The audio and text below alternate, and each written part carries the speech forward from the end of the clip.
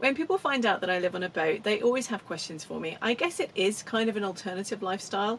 So I figured I would put all the answers into one video so that if you don't happen to meet someone on the canal who lives on a boat, you still get all your burning questions answered.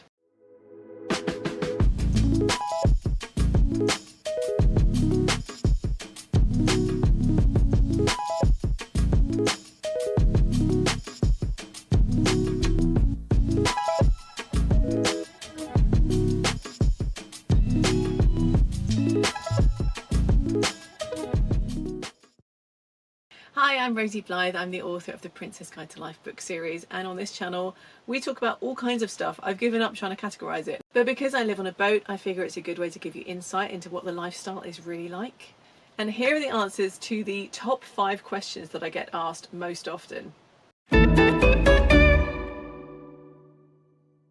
So the first thing is, when people find out that I have a car, for some reason this really flummoxes them. I don't know why, it's so hard to understand, but people are always like, what? You have a car and a boat? How does that work then? And it's very confusing and mind-blowing to them. It's really not that complicated.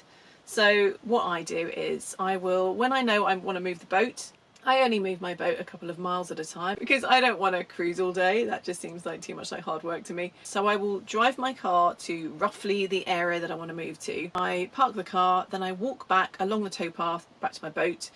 And the reason I do it in that order is because you can kind of spot if there are any mooring places, and sometimes you might find there is nowhere to moor and you might have to rethink your moving plans and either move a different day if there's absolutely nothing, or move to a different place. And also if there is something en route that could be a hazard, like, I don't know, a tree that's fallen into the canal or a sunken boat that hasn't been moved yet, you can think, okay, maybe I will move a different day. Or if there's like a boat full of dodgy looking guys, you can just think, okay, maybe I'll move on a lot further than I was planning to. And it just helps to do a recce before you go. It just avoids any surprises. Whereas if you were to drive the boat first, planning to go back for your car, you might come across something that you're like, oh crap. So yeah, it just makes sense. I have taken the boat first. If I'm doing a really long cruise, for instance, sometimes I will do, say, Cowley to Greenford. I actually do it in 2 days cruising because it's like 5 hours or something. I don't know where I'm going to moor because I haven't gone there first to see where there are spaces, but I'll just go wherever. And in winter, I'll quite often do the driving bit the day before, because in winter the days are so short. I mean, sometimes it can feel like it's getting dark by midday. I know, like, technically it's not. So I would tend to drive the car the day before and walk back, leave the car wherever it's going to be overnight, and then you can set off first thing in the morning. It's all about planning ahead. And as for parking, I don't really go into central London. I only go as far as like Perivale, which is northwest London, so not central at all. So there tend to be places you can park, either residential streets with no parking restrictions. There are quite a few actually places where it's just like a little bit of random woodland that people use as a car park. I have had my back windscreen smashed in though, parking in one of those places, so it's just like teenagers making trouble for no particular reason. So I try now to park on a proper road, or where there are likely to be other people and CCTV and ring doorbells and stuff to put people off that kind of thing. But it's always handy if you can park really close. Some places you used to be able to park, you can't anymore because they've added restrictions. Like, there used to be quite a posh little estate actually that I used to park in, and now it's just all double yellow lines, so you cannot park there at all. And there's another place where they've put parking restrictions Monday to Friday, so I basically skip that place, but I'll move through it on a weekend so that I can park my car and then make sure my car is gone by Monday morning.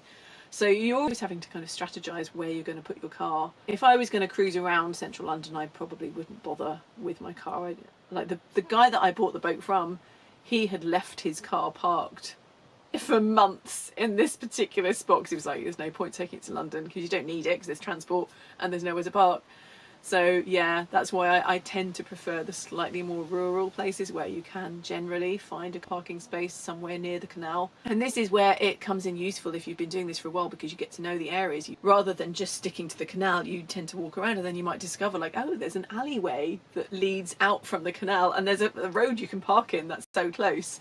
And it maybe doesn't always show on maps and things like that. So just experience and ask other boaters as well. They will tend to tell you if there's a place. A lot of boaters do just use pubs, and every day just go in and, you know, put their number plate into their little computer, so that they get free parking. I feel really cheeky doing that unless I buy a drink or something, so I tend not to do that. But there are pretty much, depending on the area, there tend to be places that you can park. It might just be like a 5-minute walk back to your car. There's one place that I really like for mooring. It's got like a lovely park nearby, and it's just got a nice vibe, but it's not particularly handy for parking, except there is a motorway bridge, and there is a lay-by that you can pull in and you can park there, but I hate parking there. Like, your car gets covered in dust for one thing. You have to get into your car and sit there while all the other cars whiz past and your car shakes. Just don't like that sensation. And you've got to like really choose your moment to pull out. And also just with the dog, I really don't feel comfortable having my dog next to a motorway, and the only thing between him and a bunch of cars going 70 miles an hour being a little lead. That just makes me feel so insecure, and I know that sounds paranoid, but I just really, really hate it. And actually a friend of mine who's a boatie, he's like, oh no, I hate parking there too, it's not even worth it. So we've agreed it's better to just walk a little bit further rather than having the super convenient but really horrible parking space. So that's how it works with the car. It does take a little bit of strategizing and thinking about where you're going to put your car and how you're going to do the back and forth, but it works for me. So the next question that I always get asked is about the toilet. Of course, some people are too polite to ask, and you can tell that they want to, but I'll just tell you all about it. So toilets, there are a few different types that people have on boats. Quite a common one is the cassette toilet, which is also known as the bucket and chuck it, where literally everything goes into one, just a container. And when they are full of everything, they're on wheels, so you have to trundle down the towpath to an L-stand point, or put them in your car and take them to an L-stand point, which there are a few of them along the canal, and you just have to dump everything down into what's essentially a huge toilet. So you just dump it down and flush it with water. It's disgusting. The other thing is a pump out toilet. I think they're great when they're working, but if you have anything that goes wrong, it's very difficult to get anyone to fix it. And there are places that you can go and you can pay to pump it out, so you don't see what's in there, so I think it's probably the less disgusting option. And there is also a guy, you see him cruising along with these huge tanks containing everyone's poo and wee. But yeah, what a job. I mean, it's a living. But I've heard from some friends of mine that sometimes it's difficult, you know, I guess you're on the list that he's going to come and empty your toilet, but like sometimes he won't be coming your way, or he misses you out or whatever, and then you're just stuck with a full tank of excretions and no way to empty it. I love my compost toilet because I'm not dependent on anyone else to sort it out. I don't have to pay to empty it. The wee goes in one thing and you can just throw that into a hedge, into the ground, and your solids, shall we say, go into a different place, and because there's no moisture, they will just dry out and eventually turn into compost. So on my boat I've got dustbins which I put the dry compost in. It's been a bit trial and error for me because I realised it was too moist, so some of it I had to throw down an L-sand. And you do have to be careful because obviously if it was dry you couldn't put it down an L-sand because it would be way too, it would, you know, clog up the L-sand and everyone would hate you so much. But when it has been like, oh, that's not dry, that's just like liquidy poopy, I've put it down the L-sand and it's been fine. I've just swished it. It shouldn't be like that. That's from me not doing enough essentially to add dry compost to it to help it to dry out. So with a compost toilet, nothing can really go wrong other than like flies, and then you just empty it all out and swish it and you start again. So it's a little bit trial and error, but it's far less disgusting than when everything's mixed up together. People always ask me if I get scared on the boat, specifically at night, being on my own. And they're always quite surprised when I say no. And I watch horror films on my own as well. So I do now have a dog who sounds horrendous. He's very, very sweet, but he's got quite a fierce bark. If he hears people, you know, making a bit too much noise outside the boat for his liking, he will bark ferociously. He's from Bosnia. He's some sort of shepherd breed, which I think famously that's their job. They're there to guard you, and they're going to bark when something's weird.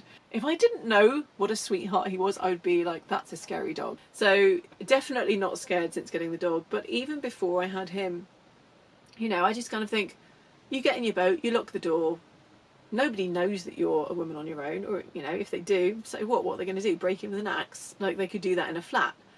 And I think on the canal, if you did scream, for instance, I think people would come out of their boats to see what was going on. Whereas I think if you screamed in a street, I'm not sure how many people would actually come out and be like, oh, someone's in danger. I think people would be like, ugh, someone's screaming, how annoying. Depending on the area you live in, I guess. But and also the advice is always to moor near other boats, which I do tend to do. But sometimes it's nice just to, like, if you see a little stretch that looks nice, just, I mean, where I am now, and this is why I'm filming here, because I was like, oh, it's nice and quiet. Because normally, like, if you are near a bunch of other boats, you have people chattering outside, and or you hear people doing their DIY with their drills and stuff, or running their engines. So sometimes it's nice just to be on your own, and I do feel confident with the dog that that's kind of okay. So yeah, like, I don't really feel in any danger. People always talk about the boating community, and it is a community. I think people are pretty good about looking out for each other. And if your neighbours aren't nice, you can just move. I think that is a massive, massive win, because if you live anywhere else, literally in any other housing, if you don't like your neighbours, then you're stuck with them. So it really is great that if I don't like someone's vibe, I can just sail away. Another question I always get is it cold in winter? And the answer is yes, until you get your stove going. You know, when it's winter, and I know it's hard to imagine right now because at the time of recording, it's middle of summer. But you know, when you get in your car in winter and it's so cold until you get the heating going. Boats are like that, or like a garden shed. Basically, you sort of go in and there, you know, it's shelter. There are, you know, a roof and walls, but there isn't really any heat. So you have to just get your heating going. And so for me, I have a stove. That's my only source of heat. And I'm quite lucky in my boat because it's kind of in the middle of the living area.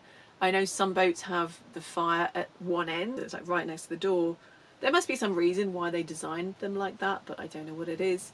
But yeah, it's nice to have it kind of central, and then so it doesn't actually take very long to heat up. You always just have to make sure that you've got enough of everything. So enough logs, coal, kindling, bit of paper to get it going, and lighters or matches. So if you have one of those things missing, it kind of ruins it. And sometimes I can remember like being down to my last match because I wasn't very well organised. I'm like, please don't go out, please don't go out, because if you do, I won't be able to light the fire.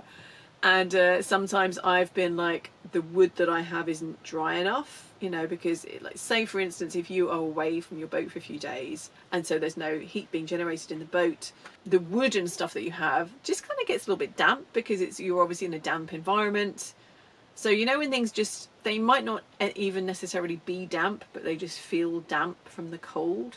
So I've sometimes come back to the boat from a few days away and there isn't anything really that's like crispy and ready to be burnt. So you're just like burning loads of paper and trying to get the kindling to catch on. And I have like once or twice, probably earlier in my boating career, just gone to bed because I'm like, I can't be bothered with this. I'm only going to have the fire on for about an hour anyway because I'm about to go to bed. So I'm just going to go to bed now and get onto the duvet.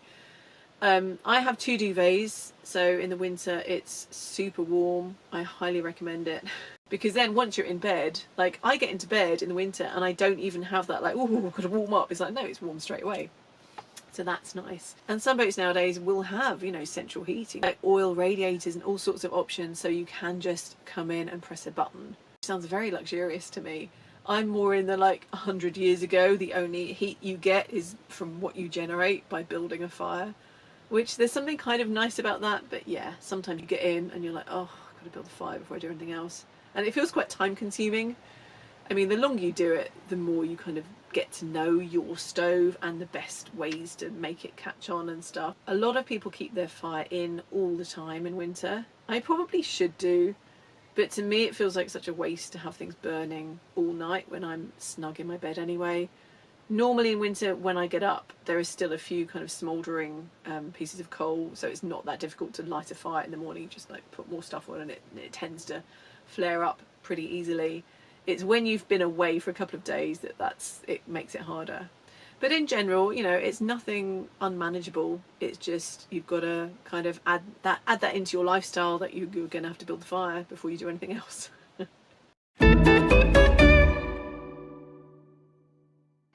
And lastly, another thing that people always ask when they see that I have a dog is, does the dog like it? And I think he does. And I think especially when I first got him, he was a rescue, and you know, they kind of say like, oh, keep them really calm and don't do anything, you know, don't introduce too much to them.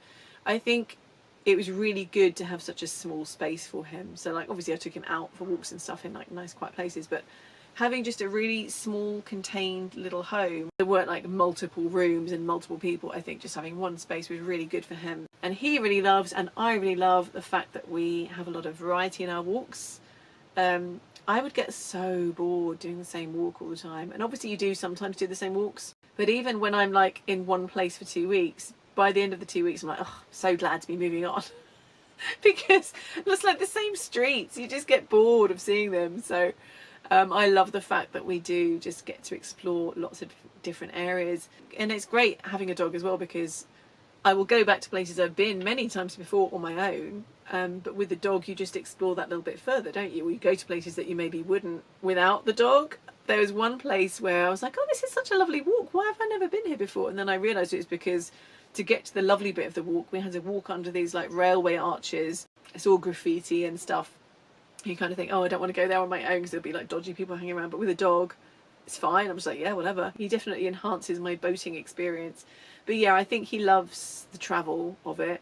He doesn't love it if I, for instance, sometimes you'll get to where you want to moor and it's a bit too shallow and you're trying to pull the boat in and you can't get it like super close to the bank. Sure, you've probably seen boats sometimes and you're like, oh, that boat's really like far, the ropes are really long, and they've maybe got like a plank to walk from the bank to the boat. If you ever see that, that's probably why, because sometimes you just can't get it in closer because it's just too shallow. So he doesn't really like walking along a plank. He's okay if it's daylight, but if we ever do that in winter and like we come back from our walks and it's dark, he's like, I don't like that. So, but he really hates it if I'm like, oh, I'll pick you up, I'll help you. He's like, no, I don't want to help. And he will, obviously he understands what I'm saying. He will jump up because he doesn't want to be picked up. He doesn't like being picked up. I don't know if he just thinks it's undignified or if he doesn't trust me not to drop him. I've never dropped him. But yeah, so he doesn't love that. And he maybe doesn't love the fact that, you know, on the towpath, your home is really close to where people are walking past. You know, it's not like living on in a lovely mansion where your driveway is miles and that no one walks past your home. So there's quite a lot of people walking past, and sometimes dogs will dare to walk past, and sometimes dogs will even look in the window, and that makes him furious. So, but I don't know if he doesn't like that. I think he quite enjoys the sort of stimulation and a bit of aggro, defending his turf. So I wouldn't necessarily say that he doesn't like that. So those are my top 5 questions that I get asked the most often. If you have any questions, do send them my way and I will probably do more videos on this topic in the future.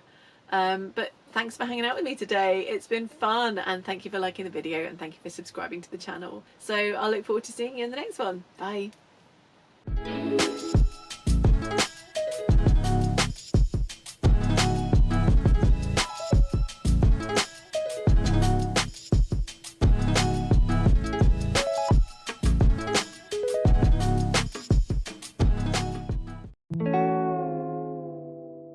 I have a compost toilet, which I personally, obviously you can hear the birds